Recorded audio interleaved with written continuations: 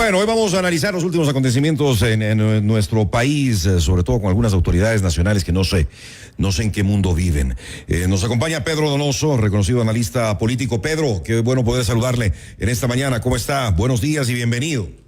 Hola, Cristian, gracias por la invitación, atento a sus preguntas. A usted por estar con nosotros. ¿Qué criterio le merece el show de la alcaldesa de Guayaquil, Cynthia Viteri? Ayer conversamos del tema, la mayoría de nuestro público se mostró en contra de lo que hizo Cynthia Viteri, este show que montó, y además, pues trayendo a agentes de seguridad, agentes de tránsito, camionetas que deberían estar cuidando la seguridad, haciendo algo por la seguridad y la inseguridad terrible que se vive en Guayaquil, y no traerlos a Quito. ¿Qué pasa? ¿Qué está pasando? ¿Qué tienen en la cabeza?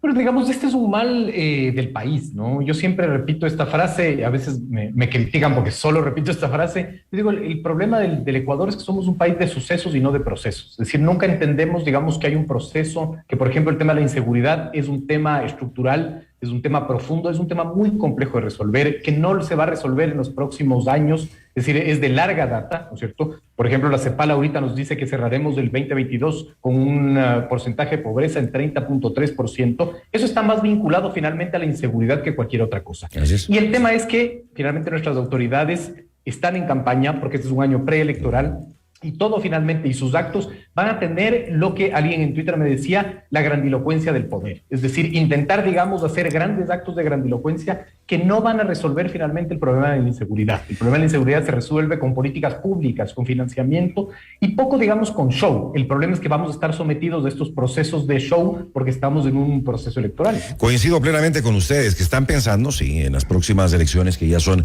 en febrero 2023, faltan muy pocos meses, y quieren ganar votos, pero ¿se ganan votos de esta manera? El pueblo, ¿cómo reacciona ante este tipo de situaciones y de shows mediáticos? Esa es otra discusión, digamos, ¿cierto? Es decir, hemos visto la intención, veamos si eso puede ser efectivo o no. Hay que medirlo, yo no me gusta hablar sin cifras, veremos si es que esto pudo beneficiar o no, pero aquí hay digamos, creo que hay dos reflexiones, hay que analizar más del fenómeno que el hecho en sí mismo, ¿no es cierto? El primero es este acto grandilocuente que no tiene ningún sentido, ¿verdad? Porque de una u otra manera, digamos, primero las camionetas que trajo no van a garantizar seguridad en Guayaquil porque se dedican a otra cosa y el municipio no tiene la competencia exclusiva de la seguridad, ¿no es cierto? Y segundo, porque, digamos, también hay que regresar a ver la mirada al gobierno y ver que ha sido incapaz finalmente de que este tipo de causas que son aglutinantes, es decir, de aglutinar a todas las autoridades, se basen en algo más, es decir, solo se quedan, digamos, en el encuentro, en el evento, ¿no es cierto? Pero de ahí salen las autoridades seccionales y dicen, bueno, no tenemos idea qué vamos a hacer porque no hay una hoja de ruta. Es decir, ese tipo de encuentros tiene que tener un cronograma, financiamiento, un plan, una planificación, tiene que decirnos a los ciudadanos en qué se va a extrapolar, en qué política pública, una política pública para que entiendan sus oyentes, ¿no es cierto? Es un plan, programa o proyecto, ¿no es cierto?, en donde el Estado establece el qué va a hacer y puede, digamos, tener elementos como unas nuevas ordenanzas, tiene que tener financiamiento, una nueva ley, es decir, tiene que tener varios estamentos y elementos que vayan a resolver un problema muy puntual y muy concreto. Y acciones, sí, claro, acciones concretas, ¿no? Porque si no simplemente queda en una reunión que, como muchos de los alcaldes y prefectos que estuvieron allí, de aquí no salimos con nada, con absolutamente nada. Exactamente, pero además también entender que el tema de la inseguridad, sin ser yo un experto, tiene dos patas, ¿no es cierto? El tema de, ¿no es cierto?, la fuerza pública, ¿no es cierto?, de fortalecer, financiar, etcétera, pero también tenemos que hablar de los indicadores sociales. Es decir, la inseguridad que estamos viviendo en el país tiene que ver por el deterioro y el rompimiento del tejido social, lo que yo le decía, ¿no es cierto? 30.3% de pobreza en el Ecuador será la cifra que cierre de este 2022. Si no hay planes sociales, si no nos dicen cómo se va a resolver finalmente, por ejemplo, el tema de la adicción de niños y adolescentes a las drogas, por ejemplo, en Guayaquil, que Primicias hacía una publicación y un reportaje muy interesante, no vamos a resolver el problema de la inseguridad. Y finalmente yo siento que los gobiernos, tanto el nacional como los seccionales, se quedan limitados en solo hablar de policías y militares, armas y chaleco antibalas, y no nos dan una propuesta de política pública para resolver los indicadores sociales. Y hay algo que está claro, la responsabilidad de la seguridad es del gobierno, no es de los GATS, no es de los municipios, pero sí, dadas las circunstancias que estamos viviendo, pues tiene que ser un trabajo en conjunto y también con la participación incluso de la ciudadanía, porque no podemos estar apáticos ante todo lo que está pasando. Y mucho tiene que ver también con esta cifra que yo decía también en una entrevista que usted me invitó, ¿no es cierto? Creo que hay una ecuación muy peligrosa que siempre repito también, el alto pesimismo, la desconfianza en el Estado, pero sobre todo la desconfianza interpersonal. El APOP, que es el Barómetro de las Américas, midió finalmente a los países de la región y determinó, por ejemplo, que en Ecuador 5 de cada 10 consultados desconfían en el otro, en su vecino. La inseguridad también se combate con, digamos, cultura comunitaria. Es decir, si nosotros sabemos quién es nuestro vecino, si no nos organizamos, etcétera, esas han sido medidas históricas en que los estados, los gobiernos seccionales han resuelto para resolver el problema de la inseguridad. Y eso nos falta muchísimo también. ¿Y sabe qué pasa? ¿Y sabe qué pasa, Pedro? Y eso se lo ve ya desde hace un buen tiempo, que ahora todo se mueve a través de las redes sociales y con el Twitter y poniendo las quejas o poniendo lo que cada uno siente, lo que uno cree que se debería hacer, pero llega hasta ahí. La participación ciudadana llega hasta ahí.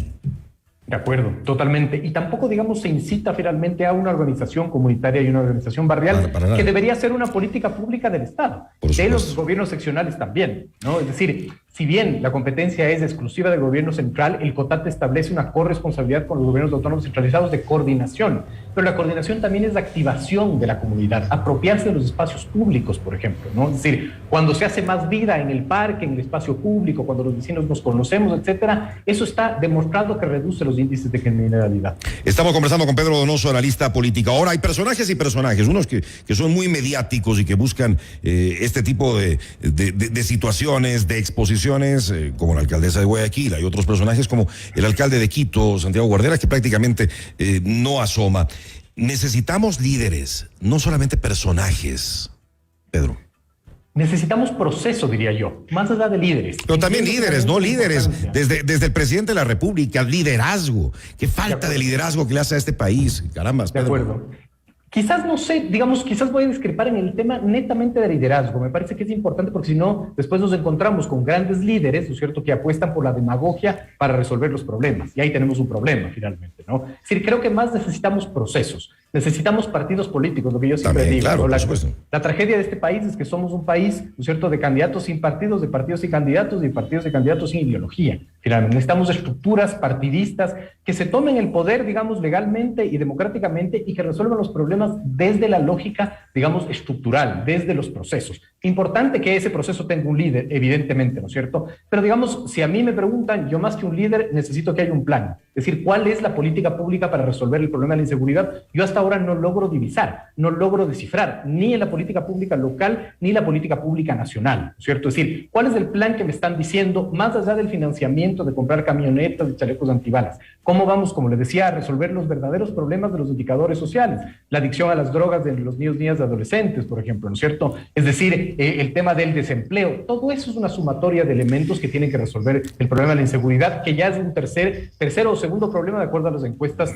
que determinan qué es lo que más preocupa. Es complicado, ¿no? Porque lo que más preocupa a la ciudadanía hoy por hoy es la inseguridad. Todos nos sentimos realmente desprotegidos, y este es un problema que lastimosamente no se puede solucionar de un día a otro. Eso yo creo que lo tenemos claro, ¿no?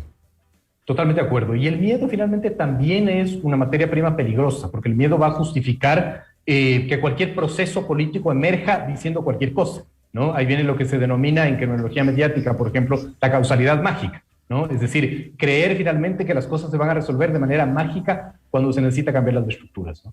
Nos hemos equivocado al votar en muchas oportunidades y después nos quejamos de que la asamblea es una porquería, de que no estamos de acuerdo con el presidente, aunque muchos votaron por él, con los alcaldes de la misma manera, pero la culpa también, además del sistema de votaciones, de la cantidad de candidatos. Ya vemos lo que se nos viene con más de 21 movimientos políticos participando para las próximas elecciones aquí en Quito, más que las anteriores elecciones, que ya vimos el fatal resultado que tuvimos con tanta división de votos, pero también el voto tiene que ser más consciente, Pedro.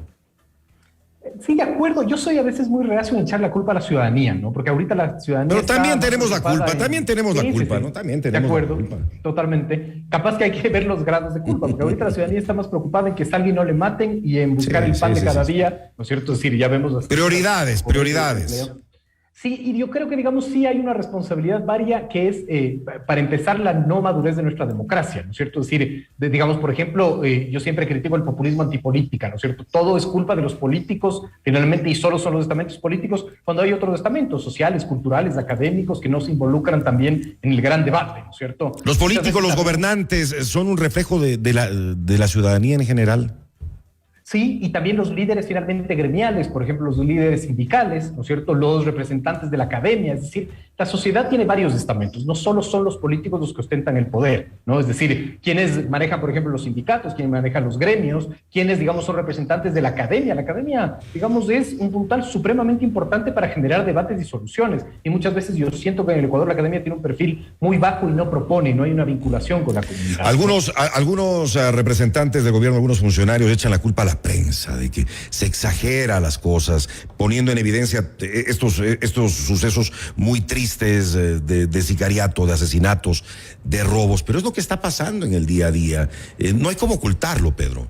Es que la realidad va a superar el titular. Eso es lo que yo siempre repito. Es decir, no se puede ocultar la realidad por más de que se quiera, finalmente, cambiando el tono, como dijo un vocero del gobierno. Cambien el tono al anunciar las noticias. Entonces yo me preguntaba, ¿cómo quiere que canten finalmente cuando se anuncia que una persona muere cada 3 horas en la zona 8 en Guayaquil, San Borondón y Daule? Es decir, no tiene ningún sentido. Lo que hay que exigir finalmente es políticas públicas, como les digo, ¿no es cierto? Participación ciudadana, el involucramiento de las propuestas, pero todos los estamentos sociales. No solo tiene que ver con la calidad o con la clase política. Como país y como ecuatorianos la tenemos difícil. No queremos ser pesimistas, ya me dicen, pero deje de ser pesimista, Cristian. No seamos pesimistas, hablemos de las cosas buenas, pero yo creo que hay que tocar estos temas primero, nos guste o no nos guste, pero hay que afrontar la realidad, hacia dónde va el país, hacia dónde va el Ecuador.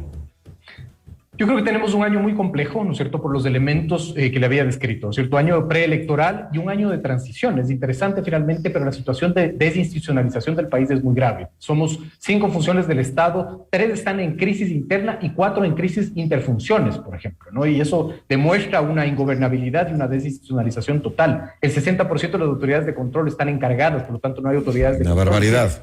Sí, tiene que haber una madurez política para redireccionar este país, porque si no nos vamos a ir de tumbo en tumbo y eso es bastante grave. Y hay que empujar todos para que el país vaya hacia adelante. Es lo que queremos, es lo que necesitamos. Gracias a Pedro Donoso, analista político. Hasta una próxima oportunidad, Pedro. Un gusto tenerle siempre aquí en FM Mundo. Encantado, Cristian. Gracias por la invitación. Gracias, buenos días.